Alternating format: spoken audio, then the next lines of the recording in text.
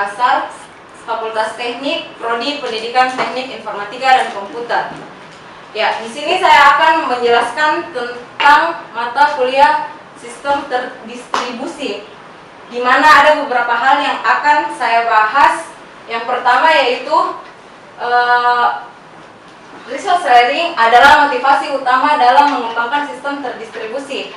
Pertanyaannya, jelaskan bagaimana World Wide Web atau WWW dapat menjadi contoh dari resource sharing dengan teknologi client server. Yang kedua, jelaskan reference yang digunakan, salah satunya adalah COU01. Yang ketiga, penjelasan mengenai protokol yang menggunakan World Wide Web. 3. Ya, pertama-tama saya akan menjelaskan mengenai bagaimana World Wide Web dapat menjadi contoh dari resource sharing dengan teknologi client server. Di sini saya akan menjelaskan World Wide Web atau WWW terlebih dahulu, di mana WWW merupakan bagian dari internet yang menyediakan berbagai jenis resource yang dapat ditampilkan oleh pengguna. Untuk World Wide Web ini, penggunaan harus menggunakan perangkat lunak atau software, yaitu web browser yang dilengkapi dengan kemampuan multimedia. Contohnya Internet Explorer, Google Chrome, Mozilla, dan lain-lain. Selain itu, pengguna juga harus menentukan resource mana yang akan ditampilkan dengan memasukkan alamat internet yang disebut dengan URL, Uniform Resource Locators. Contohnya www.yahoo.com, www.caca.co.id, www.google.com, dan sebagainya. Kemudian 3. Ya, sebelum menjelaskan materi mengenai tiga pertanyaan di atas ini, saya terlebih dahulu akan menjelaskan apa itu sistem terdistribusi. Sistem terdistribusi adalah sekumpulan prosesor yang tidak saling berbagi memori atau clock yang terhubung melalui jaringan komunikasi yang bervariasi, yaitu melalui LAN atau Local Area Network ataupun melalui WAN, Wide Area Network. Prosesor dalam sistem terdistribusi bervariasi, dapat berupa small microprosesor, workstation, mini komputer, dan lain sebagainya. Oke, selanjutnya saya akan menjelaskan apa itu World Wide Web, yang biasa disingkat WWW. World Wide Web adalah layanan yang paling sering digunakan dan memiliki perkembangan yang sangat cepat. Karena dengan layanan ini, kita bisa menerima informasi dalam berbagai format atau multimedia. Untuk mengakses layanan WWW dari sebuah komputer yang disebut WWW server atau web server, digunakan program web client yang disebut dengan web browser atau browser saja. Contohnya yaitu Google Chrome, Mozilla atau Internet Explorer, dan lain sebagainya, teman-temannya. Kemudian contoh-contoh dari sistem terdistribusi. Yang pertama yaitu intranet. Jaringan atau proprietary yang teradministrasi secara lokal dan dapat terhubung ke internet melalui firewall, juga adanya layanan internal dan eksternal di dalamnya. Kedua, internet. Jaringan global yang menghubungkan komput satu sama lain dan dapat berkomunikasi dengan IP sebagai protokolnya. Yang ketiga, World Wide Web, yaitu arsitektur client server terbuka yang diterapkan di atas infrastruktur internet dan juga share resource melalui URL. Yang keempat, mobile dan sistem komputasi. Sistem telepon seluler, resource di-share, frekuensi radio. Ih, apa ini? Berarti kan langkah ini deh. Aku tahu. Oke. 3. Ya, selanjutnya World Wide Web atau WWW merupakan bagian dari internet yang menyediakan berbagai jenis resource yang dapat ditampilkan oleh pengguna. Untuk World Wide Web ini, pengguna harus menggunakan perangkat lunak atau software, yaitu web browser yang dilengkapi dengan kemampuan multimedia. Misalnya yang seperti tadi, Internet Explorer, Netscape, Google Chrome, dan lain sebagainya.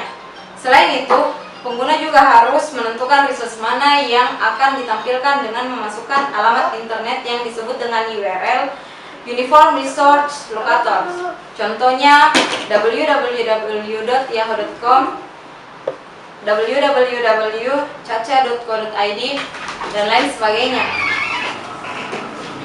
Kemudian, adapun perbedaan dari www dengan internet. Perbedaannya yaitu World Wide Web adalah jaringan informasi global, sementara internet adalah jaringan komputer global. Kedua item ini kadang saling timpah disebabkan sifat global keduanya, sehingga pengguna awam internet kadang tidak mampu melihat batas-batas perbedaan tegas dan jelas. Lebih lanjut, analogi perbedaan web dengan internet itu mirip dengan analogi pembedaan bus mudik antar kota dan jalan tol. Internet merujuk kepada jalan tol, membolehkan lalu lintas mengalir antar komputer. 3. Selanjutnya saya akan menjelaskan mengenai perbedaan WWW dengan internet. World Wide Web adalah jaringan informasi global, sementara internet adalah jaringan komputer global. Kedua term ini kadang saling timpah disebabkan oleh sifat global keduanya, sehingga pengguna awam internet kadang tidak mampu melihat batas perbedaan tegas dan jelas. Lebih lanjut, analogi perbedaan web dan internet ini sangat mirip dengan analogi pembeda bus mudik antar kota dan jaringan jalan tol. Internet merujuk kepada jalan tol yang membolehkan lalu lintas mengalir antar komputer, sedangkan web merujuk kepada layanan bus angkatan pemudik yang menggunakan jalan tol, memindahkan pemudik dari satu bus lain ke bus lainnya atau satu komputer lain ke komputer lainnya. Selanjutnya, resource sharing. Resource sharing di sini sendiri adalah artinya berbagi sumber daya, di mana sumber dayanya terdiri dari sharing file dan sharing device. Sharing device itu terdiri dari data atau program yang merupakan suatu data yang kita punya bisa dibaca atau diakses oleh user atau pengguna komputer lain yang telah terhubung melalui jaringan. Dan sharing device, diantaranya CD drive, hard disk, dan printer, dan lain sebagainya, merupakan penggunaan suatu device bersama agar dapat meningkatkan efisiensi dan efektivitas kerja. 3. Oke, selanjutnya yaitu pemahaman ketiga, yaitu jelaskan protokol yang menggunakan WWW. 3. Ya, baik, saya akan melanjutkan yaitu mengenai client server. Client server sendiri adalah arsitektur jaringan yang memisahkan klien atau biasanya aplikasi yang menggunakan atau berbasis GUI dengan server. Masing-masing klien dapat meminta data atau informasi dari server masing-masing.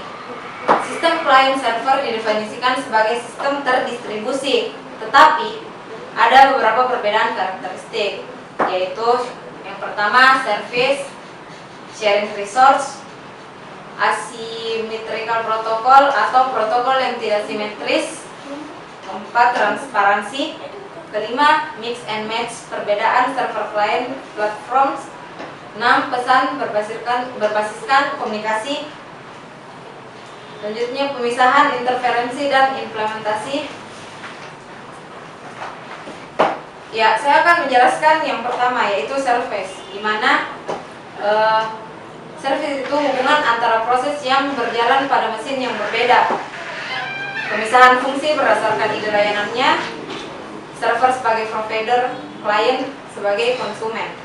Yang kedua, sharing resource, yaitu berbagi sumber daya, yang dimana server bisa melayani beberapa klien pada waktu yang sama dan meregulasi akses bersama untuk share sumber daya dalam menjamin konsistensinya. Yang ketiga, protokol yang tidak simetris atau asymmetrical protocol, yaitu many to one relationship antara klien dan servernya. Klien selalu menginisiasikan dialog melalui pelayanan permintaan, dan server menunggu secara pasif request dari klien tersebut. Yang keempat, transparansi, yaitu lokasi proses yang dilakukan server boleh terletak pada mesin yang sama atau pada mesin yang berbeda melalui jaringan. Lokasi server harus mudah diakses dari klien. Yang kelima, mix and match atau perbedaan server client platforms. Selanjutnya, pesan berbasis komunikasi. Interaksi server dan klien melalui pengiriman pesan yang menyertakan permintaan dan jawaban. Ketujuh, pemisahan interface dan implementasi. Server bisa di-upgrade tanpa mempengaruhi klien-klien yang ada selama interface pesan yang diterbitkan tidak berubah-ubah. Baiklah, saya akan membahas permasalahan kedua, yaitu jelaskan references yang digunakan. Salah satunya adalah COU01. Pertama-tama saya akan menjelaskan apa itu cache. Cache adalah sebuah penyimpanan dari koleksi data yang digunakan sebelumnya, yang letaknya dekat dengan si peminta data dari penyedia data aslinya. Hal ini dapat diartikan bahwa data aslinya lebih mahal untuk diambil, misal karena waktu akses yang lama, atau untuk dikomputasi ulang dibandingkan dengan biaya untuk membaca dari cache. Selanjutnya, cara kerja klien, server, dan protokol. Cara kerja aplikasi klien ini ialah dengan menghubungi server untuk informasi yang dibutuhkan. Kemudian server merespon dengan mengirimkan kopian atau duplikat informasi yang diminta aplikasi klien, untuk memastikan kalau pertukaran antara server dengan klien berjalan sempurna tanpa menghasilkan kode error HTTP. Mereka harus mentaati protokol komunikasi, sekumpulan aturan main yang digunakan oleh dua aplikasi apabila ingin ngobrol dalam bahasa kode binar. Sebagaimana sebuah bahasa protokol menspesifikkan baik bentuk tata krama maupun makna pesan yang dikomunikasikan. Selanjutnya, saya akan membahas apa itu HTTP. HTTP adalah kepanjangan dari Hypertext Transfer Protocol, di mana protokol yang dipergunakan untuk mentransfer dokumen dalam www atau World Wide Web. Protokol ini adalah protokol ringan, tidak berstatus dan generik yang dapat dipergunakan berbagai macam tipe dokumen. Pengembangan HTTP dikoordinasi oleh konsorsium World Wide Web dan grup bekerja Internet Engineering Task Force, bekerja dalam publikasi satu seri RFC, yang paling terkenal RFC 2616, yang menjelaskan HTTP yang versi 1,1 yang digunakan sekarang ini. HTTP adalah sebuah protokol meminta atau menjawab antara klien dan server. Sebuah klien HTTP seperti web browser biasanya memulai permintaan dengan membuat hubungan TCP/IP ke port tertentu di tuan rumah yang jauh, biasanya yang digunakan yaitu port 80. Sebuah server HTTP yang mendengarkan di port tersebut menunggu klien mengirim kode permintaan atau request seperti GET HTTP 1,1 yang akan meminta halaman yang sudah ditentukan. Diikuti dengan pesan MIME yang memiliki beberapa informasi kode kepala yang menjelaskan aspek dari permintaan tersebut. diikuti dengan badan dari tertentu. Beberapa kepala atau header juga bebas ditulis atau tidak. Sementara lainnya diperlukan oleh protokol HTTP. Begitu menerima kode permintaan, apa itu pesan dan lain-lain, server mengirim kembali kode jawaban dan sebuah pesan yang diminta atau sebuah pesan error atau pesan lainnya.